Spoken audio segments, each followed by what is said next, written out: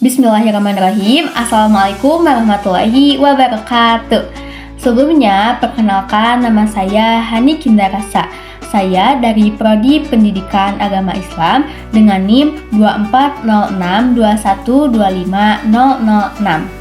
Di sini saya akan mempresentasikan atau menjelaskan mengenai pengertian, tujuan, sumber, dan ruang lingkup dalam etika Islam. Baik, yang pertama saya akan menjelaskan mengenai pengertian etika Islam. Etika Islam adalah ilmu yang membahas tentang baik dan buruknya perilaku manusia berdasarkan ajaran Islam. Dalam Islam, etika sering disebut juga sebagai akhlak. Kata akhlak berasal dari bahasa Arab, yaitu khuluq, yang berarti perangai atau tabiat. Menurut para ulama seperti Imam Al-Ghazali, akhlak adalah sifat yang tertanam dalam jiwa yang darinya lahir perbuatan dengan mudah tanpa perlu dipikirkan terlebih dahulu. Artinya, etika Islam bukan hanya aturan luar, tetapi nilai yang sudah menyatu dalam diri seseorang yang tercermin dalam kehidupan sehari-hari. Nah, selanjutnya saya akan menjelaskan mengenai tujuan etika Islam. Tujuan utama etika Islam adalah membentuk manusia yang berakhlak mulia dan memiliki keseimbangan dalam hidupnya. Etika Islam tidak hanya bertujuan mengatur perilaku lahiriah, tetapi juga membersihkan hati dan membentuk kesadaran batin. Karena dalam Islam, perbuatan yang baik harus lahir dari niat yang baik. Selain itu, etika Islam bertujuan untuk yang pertama, mendekatkan manusia kepada Allah Subhanahu wa Ta'ala melalui perilaku yang sesuai dengan perintahnya. Lalu, mewujudkan kehidupan masyarakat yang damai, adil, dan saling menghormati. Lalu, yang ketiga, membentuk pribadi yang bertanggung jawab, jujur, amanah, dan disiplin. Nah, yang terakhir menanamkan kesadaran bahwa setiap perbuatan akan dipertanggungjawabkan di hadapan Allah Subhanahu wa Ta'ala.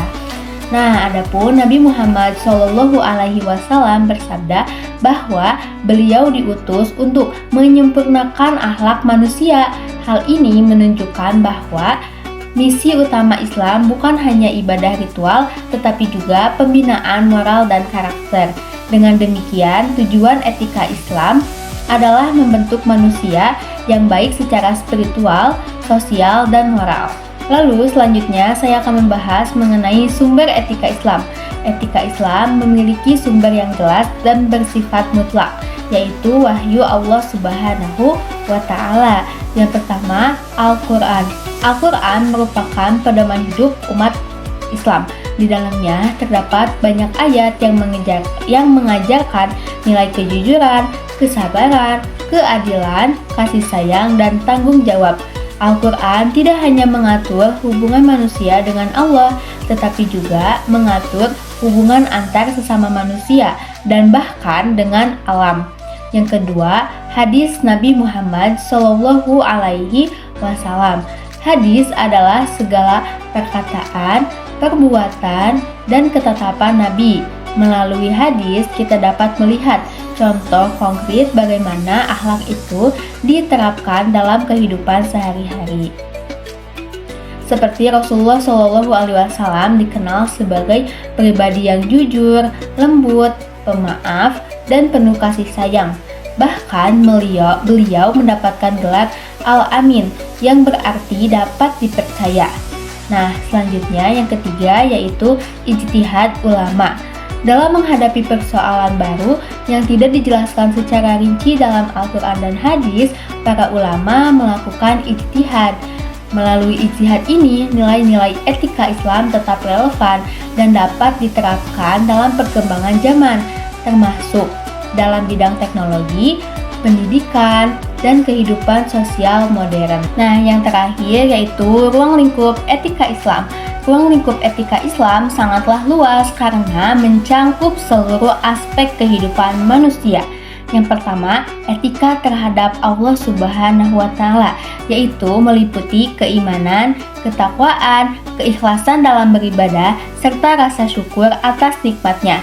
Etika ini menjadi dasar dari seluruh perilaku manusia karena hubungan Allah akan memengaruhi hubungan dengan makhluk lainnya. Nah, yang kedua, etika terhadap diri sendiri. Islam mengajarkan agar manusia menjaga kehormatan dirinya, menjaga kesehatan, menghindari perbuatan yang merusak diri, serta menuntut ilmu. Artinya, mencintai diri sendiri dalam Islam bukanlah egois, tetapi menjaga diri agar tetap berada dalam kebaikan. Lalu, yang ketiga, etika terhadap sesama manusia yang meliputi sikap jujur, adil, menghormati orang tua, menghargai guru, menyayangi yang lebih muda, dan tidak menyakiti orang lain, baik dengan perkataan maupun perbuatan. Dalam kehidupan sosial, etika ini sangat penting agar tercipta keharmonisan dan persaudaraan.